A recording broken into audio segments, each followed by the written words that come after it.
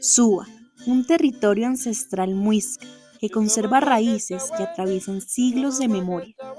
Hoy, sus guardianes comparten su voz para reencontrarnos con su cultura.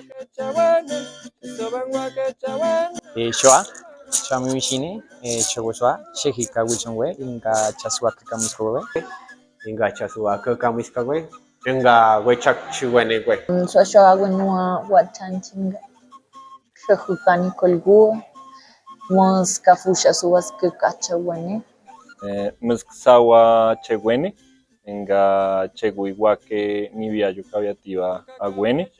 Wake Nibia Buya Gue, Cha We Indio Gue.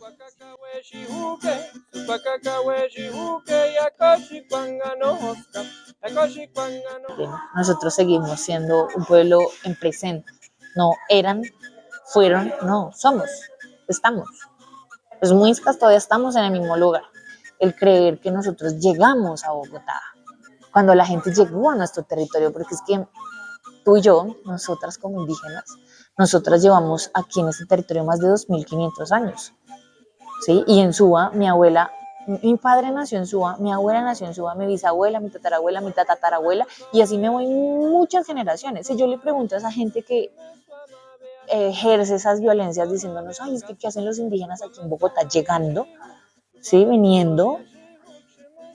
Yo les podría preguntar, ¿cuántas generaciones lleva usted acá? Y ahí la importancia de andar en dos fuegos, el ancestral y el occidental. Uno tiene que aprender, eso decían los abuelos, aprender de lo ancestral y mantenerlo, o sea, como raíz, como algo, como la raíz de toda vida es lo ancestral. Y ya cuando uno crece tiene que estar metido entre lo ancestral y lo que venga de afuera, porque las dos cosas son necesarias, y más que estamos andando en el siglo XXI. A mí me da risa de algunos que no son de la comunidad, que se creen como muisca y critican eso. Bueno, y si ustedes, alguna vez uno encuentra por ahí en comentarios en Facebook eso, ay, que andan con pantalón, que andan... Hombre, eso es de todas las... Estamos en el siglo XXI y ellos que quieren ser muisca, pero que quieren volver atrás, pero es que no se puede volver atrás. Lo que toca es mantener la raíz, mantener las tradiciones de los ancestros, no importa el vestuario que usemos, porque estamos en el siglo XXI, ya nos toca usar, a veces cuando no podemos leer, nos toca usar gafas, eso es normal. Entonces, a veces no sabemos manejar el sincretismo.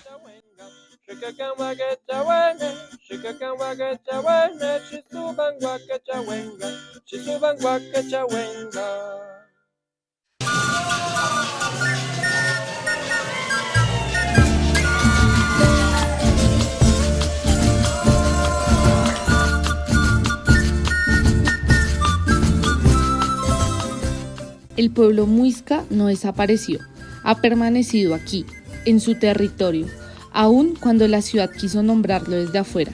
Entre calles, buses y concreto, la vida muisca resiste y se transforma. Revitalizar no es volver atrás, es caminar con lo que somos.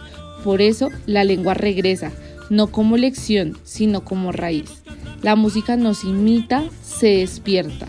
El tejido no se copia, se hila con historia, y la danza no se presenta, se vive. Aquí, cada palabra, cada cuerpo, cada instrumento es parte del fuego que sigue encendido. Entonces justamente el indagar en los tejidos propios lo que permite es eso, es revitalizar la cultura para que desde ahí logremos darle fortaleza a una identidad propia como comunidad propia. Entonces ya no son los tejidos inga, ahora estamos hablando de tejidos propios que cuentan la ley de origen propia de los muiscas del sur. ¿Sí? Eso ya le da una connotación a tu identidad distinta. O sea, tú ya tienes acá en tu cintura una hinchona que habla de la ley de origen de tu pueblo. Hemos enfocado mucho en aprender la técnica de cómo se teje. pero esta vez nos vamos a enfocar en comprender qué tejemos, por qué tejemos y cómo lo hacemos, no desde la técnica, sino desde la espiritualidad. Entonces, hasta ahora estamos empezando a incursionar en eso que tú dices de cómo enseñarlo. De pronto la palabra que a mí me gusta utilizar es como el compartir, porque pues yo sé que yo no me la sé, o sea, yo estoy aprendiendo con ellos. Entonces yo también voy a aprender de las personas a las que se supone que voy a enseñarles. Y esa es igual esencia de la educación propia. Como tú dices, de la revitalización de la danza, parte desde unas formas de entender que la danza es una medicina de movimiento. Y es como tú estás en un lugar agradeciendo a partir de tu movimiento vital, porque es entender, por ejemplo, si tu corazón no se mueve, no habría vida. Si tu sangre no se mueve, no habría vida. Si los ríos no tuviesen movimiento, no habría vida. Y nosotros siempre estamos en constante movimiento. Así estemos sentados, de pie, nuestro constante movimiento está en los órganos, en nuestro cuerpo, el agua. Y eso es la danza. La danza es entenderse como una forma de comunicación entre la tierra, nuestro territorio como cuerpo, y nuestro territorio como familia, amigos, nuestros cercanos. La danza nos permite también evaluar otras formas de memoria, ¿sí? Entonces no es solamente la memoria de recordar, sino por ejemplo la memoria corporal que llaman. Entonces por ejemplo es observar a los abuelos cómo bailan, ¿sí? Porque también se nos han implementado unas formas de cómo debemos danzar. La lengua finalmente es un ser con el que podemos nombrar al mundo. Sí, y es un ser con el que pensamos ese mundo que nombramos. Entonces, volver a aprender el muisca fue reconocer, por ejemplo, que existen múltiples hermanos no humanos que también habitan este territorio como nosotros, incluso antes. Entonces, reconocer que hay unos animales que tienen tales nombres y esos nombres son en lengua muisca. Reconocer que hay una serie de flora y sí, como ecosistemas en nuestro territorio que también tienen un nombre y que justamente en lengua muisca sí se entienden, sí se reconocen. Entonces, para mí fue como encontrarme sin duda con nuestro territorio. O sea, para mí la lengua ha sido esa lucha. Reconocer que existimos no solo los humanos, sino el ser muisca en el territorio, ¿sí? Entonces, mirar las montañas y saber que en lengua muisca hay un nombre para montaña, pero también un nombre para la montaña más pequeña, y también hay un nombre para la quebrada, pero también para el río, y para la quebrada que no es tan grande, y para la quebrada que es un poquito más pequeña, y para la quebrada que baja con agua caliente, y para la quebrada que baja con agua fría. Entonces, es encontrar todo un mundo que, como te digo, lo hemos olvidado mucho porque nuestro territorio se ha visto violentado. Ha habido dos, digamos que son dos líneas que me parecen bien importantes, y es una, justamente tiene que ver como con la revitalización y el fortalecimiento de esos espacios más heredados, de volver a llevar el surrucuzungo a la chichería, ¿sí? A la fiesta familiar, dentro de la familia, que los abuelos cuando vuelven a escuchar el capador y el tiple vuelven a recordar también como eso que vivieron de infancia, que estuvo pues dormido durante por lo menos 50 años, ¿no? Que no se tocó esta música. Eso ha sido muy clave, como en esos espacios más, digamos, tradicionales, como la revitalización del surrucuzungo ayudó a volver a tejer esa relación entre los abuelos y los jóvenes, porque finalmente los actores, o sea, la fuente de todo lo que ha sido esta investigación han sido los abuelos, pero a la par los jóvenes son los que han hecho los instrumentos y la han vuelto práctica, y cuando la llevan, pues esto ha generado, sí, como otra vez que los abuelos se sientan cerca. Gracias a los abuelos, la lengua canta, la danza vuelve, el tejido habla y la música respira. Ellos son el puente entre lo que fue el pueblo muisca de Suba y lo que nunca dejará de ser. Pues ser abuelo es como el resultado de un recorrido que se ha hecho a través de la vida y un caminar dentro de la comunidad, ¿no? Ese caminar nos lleva a aprender, a analizar los diferentes tiempos que se ha tenido dentro de la comunidad. Más en el caso de nosotros que de niños nos tocó un contacto más fuerte con los abuelos y la época de campo, cuando Suba era campo. Entonces, ese contacto fuerte con los abuelos nos llevó a que nos fortaleciéramos en la tradición ancestral y eso nos ayuda a que podamos guiar a las nuevas generaciones. No obstante, la abuela Blanca Marina nos contaba que, pues, que ella no podía garantizar que la flauta había sido elaborada por don Abraham, sino que seguramente había sido un regalo. Después apareció otra persona muy importante para el proceso, que es la abuela Ana Isabel Lorenzana Caita, del Rincón, hija de Juan Alberto Lorenzana Caita, que era otro de los músicos antiguos que tocaba con don Abraham. Entonces ya ahí empezamos a mirar y ella nos confirmó que estas flautas las hacía era Juan Alberto, que antes se la había regalado a don Abraham, había quedado ahí. Hace ya unos años más para acá, un compañero también que ha estado muy ligado al tema cultural y musical, que es Alejandro Valdés Bulla. La abuela de él, la abuela Maruja Bulla, hija de don Abel Bulla, ella sigue conservando también un tambor grandote del Chimborrio, un tambor que es como un tambor cuadrado, súper grande, pero que tiene las tapitas de la pandereta, pero como a lo largo del tambor. El que la abuela sea el centro de toda la familia, ¿no? Una abuela muisca es el centro de cómo funciona todo el núcleo en la familia. Entonces ella es la que, alrededor de ella se construye como tal la familia. Eso lo guardo mucho y en ella precisamente, por ejemplo, sus palabras, ¿no? Muchas palabras que evidentemente no son español, sino tienen un origen muisca, han sido también como una escuela para mí. La guardia no impone, acompaña. Es fuerza que cuida, no que domina. Desde el bastón se habla de justicia y de respeto mutuo, y de un camino donde todos caminan al mismo nivel.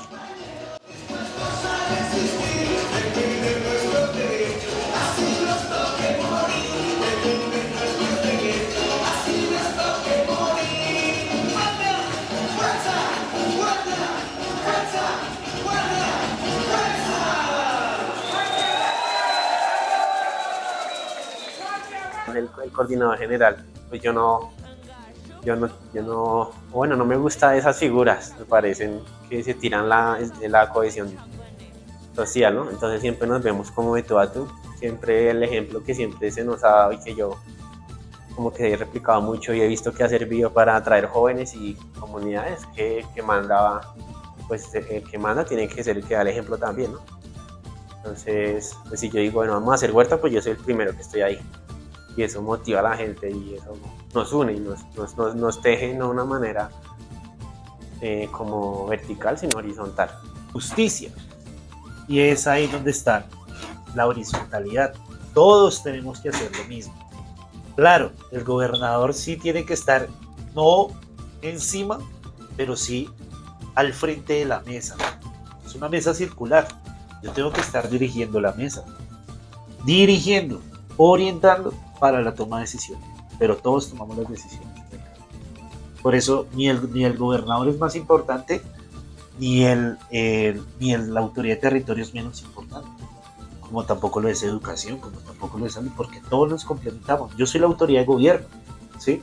Pero sin gobierno se puede habitar el territorio. El monitoreo ambiental también hace parte de las estrategias pedagógicas para el reconocimiento del territorio, la apropiación de nuestros derechos territoriales, donde por medio del sistema de sitios sagrados, que es la resolución 2664 del 2023, se hace un reconocimiento de unos puntos que son sagrados para el pueblo muisca en Bogotá, el pueblo muisca de Bosa y de Suba, y lo que estamos haciendo ahorita en la actualidad es llevar a las familias, que es donde tenemos a todos los grupos, los abuelos, los niños, los jóvenes, la gente ya grande, a que hagamos el recorrido en nuestros sitios sagrados, identifiquemos las plantas, las georreferenciemos, sistematicemos la información.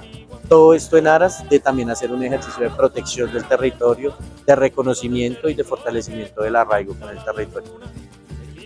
Nada está puesto por azar. Cada instrumento, cada paso, cada hilo y cada bastón tienen una historia, un sentido y una memoria que se activa.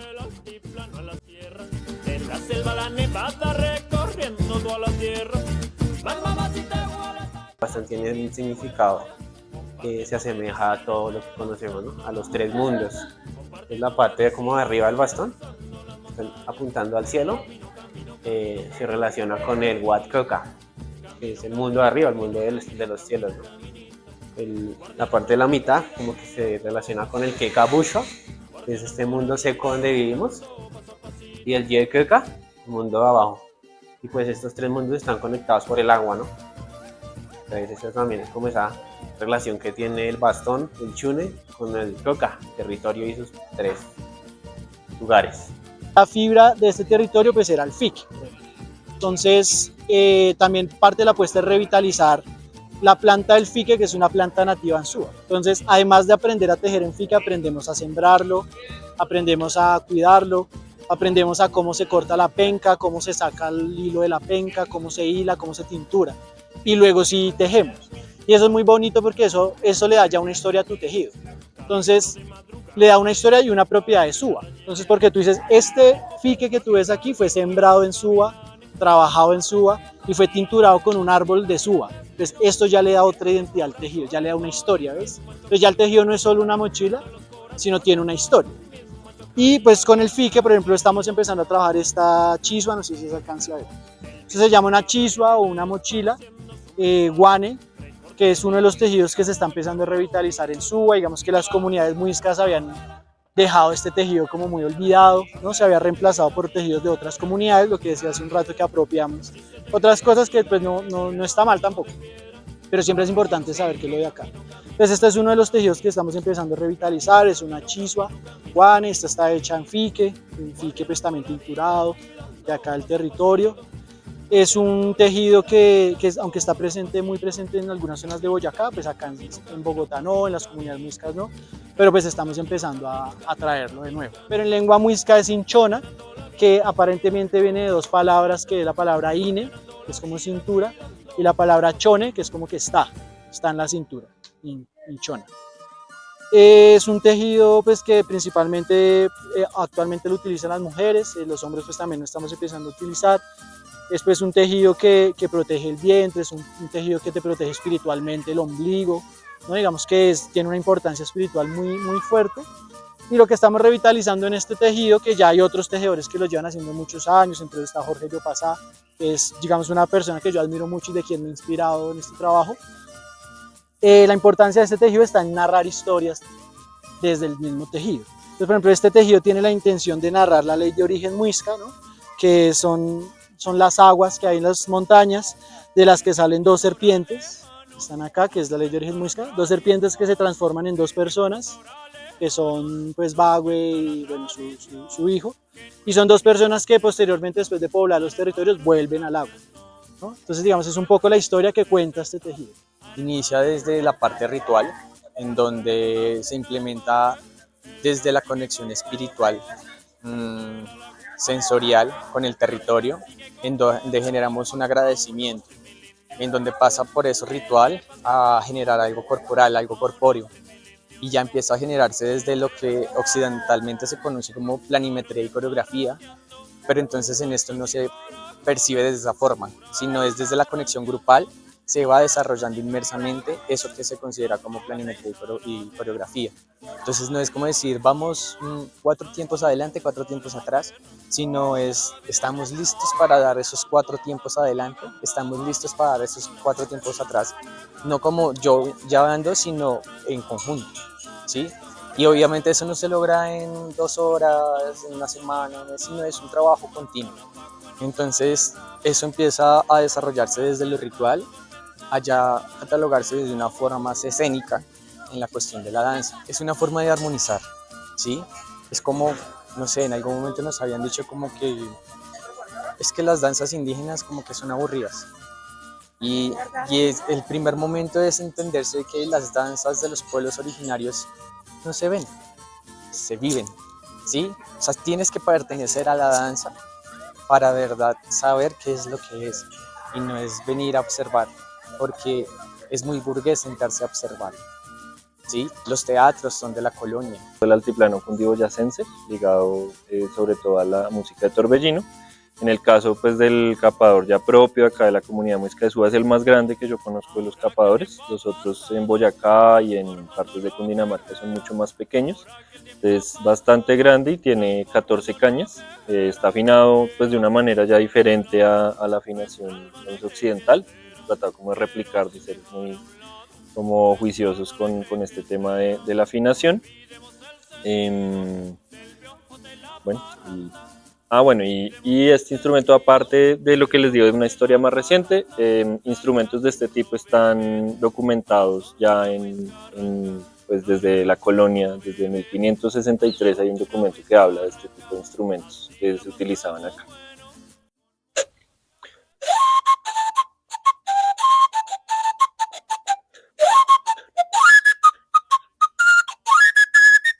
La flauta de Juan Alberto Lorenzana Caite le llamamos, es una flauta traversa, igual que el capador es una flauta hecha con la caña de chin. El chin es un muisquismo, es una palabra que viene del muisca, con la que se apropió este tipo de caña, que no es una caña nativa, pero pues viene de Asia, Arundo Donax, la caña de Castilla, caña brava, pero chin pues viene de shune, que es el bastón. Entonces, de esa manera fue como las comunidades empezaron a llamar a esta misma cañita. Pues esta tiene varios 7 huequitos acá, uno por acá atrás, tiene como varias posibilidades. Y ya, pues esta sí no sabemos bien como la historia más ancestral, pero sí pues que era como las flautas que construía el mayor Juan Alberto hace ya unos 50 años para atrás.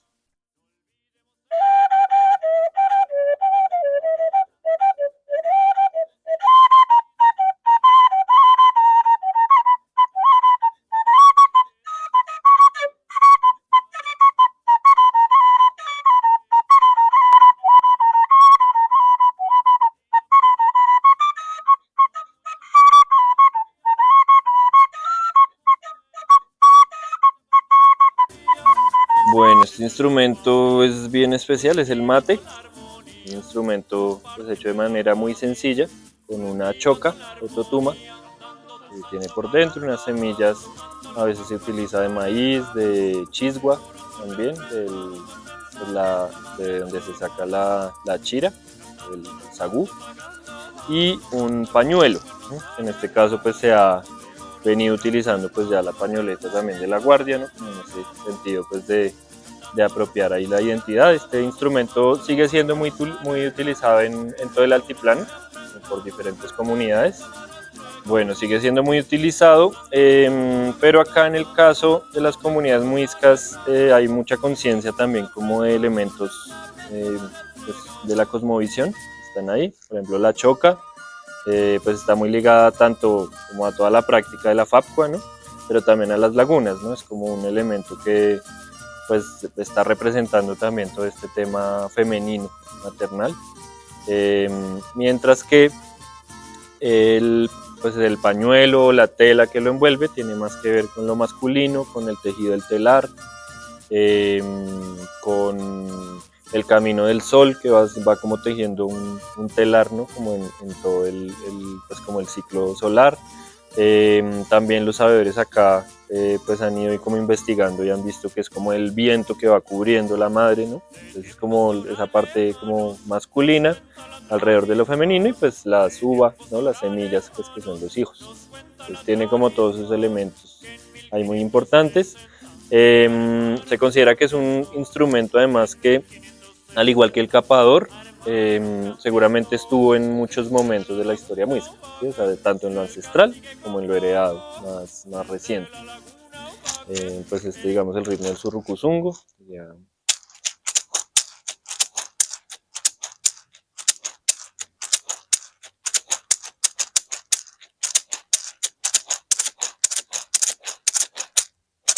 El tiple también un instrumento claramente de origen colonial europeo, muy apropiado acá en lo cultural, y que también va a ser un instrumento, ese es el instrumento que más aparece en los relatos de los mofanes. Siempre como que los abuelos cuando hablan de los mofanes ellos se trastean, por ejemplo ahorita están acá, ¿no? Está lloviendo, ¿no? Estamos en época más de invierno. Cuando es verano, es porque ellos se han trasteado a Fuquene, ¿no? A Sogamoso, ¿no? Ellos van haciendo romería, y la romería como es tocando zungo. Entonces el tiple es un instrumento encantado desde ese lado, o sea, ha pasado, digamos, del mundo de lo seco, que es el mundo en el que estamos, a ser parte del mundo del agua, de lo mojado, el mundo encantado, que es el mundo donde ellos viven, ¿no? Es un instrumento que por eso pues empieza a ser apropiado y ya se vuelve, digamos, como cultural propio, así tenga una raíz pues, que no es, digamos, ancestral en mí.